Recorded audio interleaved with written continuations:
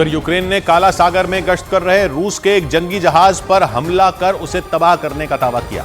Ukraine की media के मुताबिक उस जहाज पर आत्मघाती ड्रोन से ताबड़तोड़ हमले किए गए और इस हमले का जो वीडियो जारी किया गया उसमें उस जंगी जहाज पर भयंकर विस्फोट होता दिखाई दिया।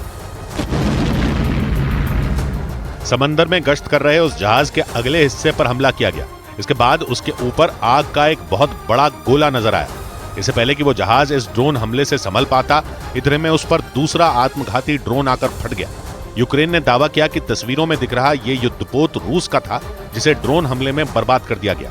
दावा किया गया कि इस जंगी जहाज पर उस वक्त हमला किया गया जब वो रूस और क्राइमिया को जोड़ने वाले कर्च ब्रिज के पास पेट्रोलिंग कर रहा था, लेकिन यूक्रेन की सेना ने आत्मघाती ड्रोन हमला कर उसे भारी नुकसान पहुंचाने का दावा किया। हालांकि रूस की ओर से इस हमले की पुष्टि नहीं की गई। उधर रूस से जारी जंग के बीच यूक्रेन की फौज ने उसके कई टैंकों को एक साथ तबाह करने का दावा किया। यूक्रेन के रक्षा मंत्रालय के मुताबिक उसकी ड्रोन ब्रिगेड रूस के टैंकों के लिए काल बन गई और उसने 2-4 नहीं बल्कि रूस के 1 दर्जन से ज्यादा टैंकों को एक ही दिन में बर्बाद कर दिया।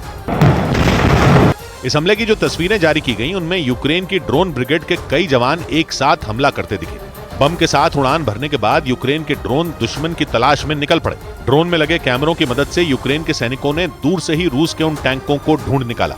इसके बाद उन्हें एक एक कर तबाह करने का काम शुरू किया गया। ड्रोन से बम गिरने के बाद उन टैंकों में जोरदार धमाके होते दिखाई दिए। तस्वीरों में दिखा कि दुश्मन के टैंकों को बर्बाद कर यूक्रेन के वो ड्रोन सही सलामत लौट आए। यूक्रेन के रक्षा मंत्रालय ने इस हमले में रूस के 1 दर्जन से ज्यादा टैंकों और उनमें मौजूद सैनिकों को मार गिराने का दावा किया। हालांकि यूक्रेन की ओर से यह नहीं बताया गया कि यह हमला उसके किस इलाके में किया गया।